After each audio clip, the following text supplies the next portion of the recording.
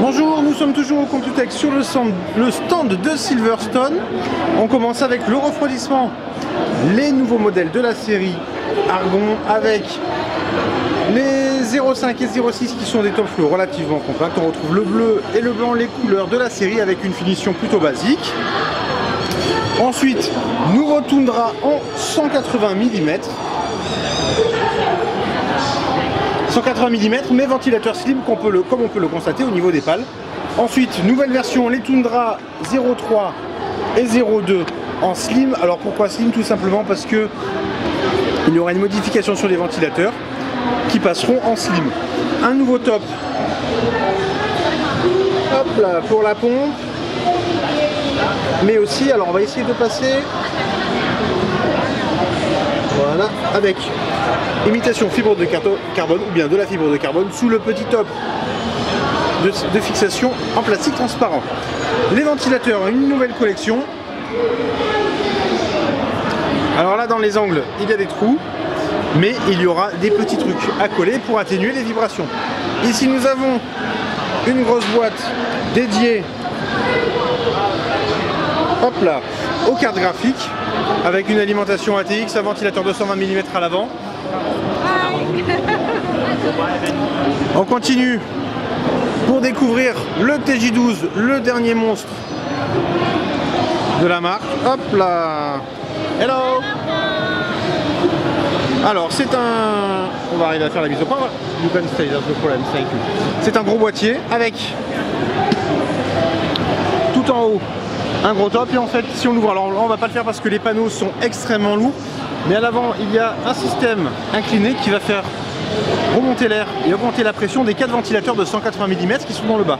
4 ventilateurs de 180 mm sur lesquels on pourra poser différents radiateurs de water cooling, puisque la marque a tout simplement utilisé une plaque universelle au-dessus, donc pas besoin de changer les ventilateurs. Ensuite nous avons de nouvelles couleurs pour le ML07. Un petit mode water cooling à base de, alors là c'est un RVZ01, donc c'est plutôt réussi et ça n'augmente pas trop le gabarit du boîtier. Nouvelle couleur pour le RVZ01, alors là franchement ils ne savent pas du tout si ça va sortir, honnêtement on préférait que ça ne sorte pas. ML08, façade plus arrondie, et ensuite FTZ01, structure unibody. Comme on peut le constater, le châssis n'évoluera pas.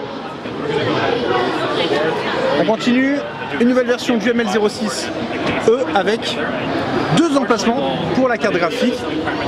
Les GTX 750 et 150 Ti en slim fonctionnent très bien. La marque s'est donc dit, bon pour une fois on va s'adapter au marché et on va faire un boîtier qui permet de recevoir une grosse configuration pour le gaming, notamment pour des Steambox. Ensuite nous avons ici un ML07 en configuration water cooling complète avec réservoir, pompe et tout le tralala.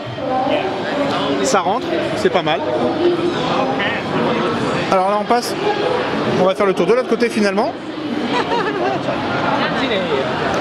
Avec la version presque finale du FT05. Le petit top ici avec la connectique, ça s'enlève bien entendu. À l'intérieur on reste sur une structure avec 2 ventilateurs de 180 mm en bas. L'alimentation va prendre place ici avec la cage pour les disques durs, ici éventuellement. Cage qui peut être enlevée pour mettre une grosse alimentation avec l'autre cage qui prendra place de l'autre côté, derrière le plateau de la carte mère, avec des SSD. De la mousse a été ajoutée sur tous les côtés, notamment en bas, ça permet quand même d'atténuer le souffle des ventilateurs.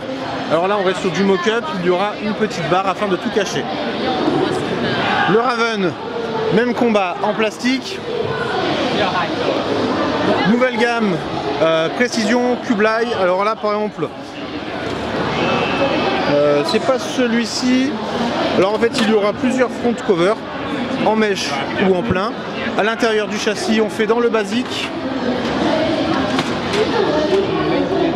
C'est en fait une révision du PS07, merci Aurélien, avec une nouvelle cage pour le stockage, et ici nous avons un panier de pouces et demi. C'est bon, c'est bon. Celui-ci, le KL06, de la place à l'avant pour un petit radiateur. Oui, en fait, il faut enlever le top. Tu vas voir, il faut enlever le top en plastoc. Il y a quand même, on peut mettre voilà, un radiateur très épais ou bien un radiateur avec des ventilateurs, en plus des ventilateurs dessous. Donc celui-ci pour le water cooling, a priori, est plutôt pas mal. Cage, on pourra en rajouter une troisième ici ou enlever celle-ci ou décaler. Donc là encore pour le water cooling, il y a de la place. Alors on va faire un petit tour du côté des alimentations avec du lourd dans le format SFX. Alors, SFX, 600 watts ici. Alors bon, 600 watts c'est bien, mais surtout on a ici une SFX un tout petit peu plus profonde avec un ventilateur de 120 mm en 500 watts. On met les deux côte à côte, ça fait 3 cm de plus en profondeur. Donc normalement ça rentre dans les boîtiers de la marque, à voir ensuite dans les boîtiers d'autres marques. Normalement ça devrait être plus silencieux, donc on pourra faire de petits efforts, pourquoi pas. Là nous avons les nouveaux Sugo, les nouveaux Sugo. Ce sont des révisions des SG02, SG05 notamment. On fait dans le simple, dans le sobre. Et voilà, c'est tout.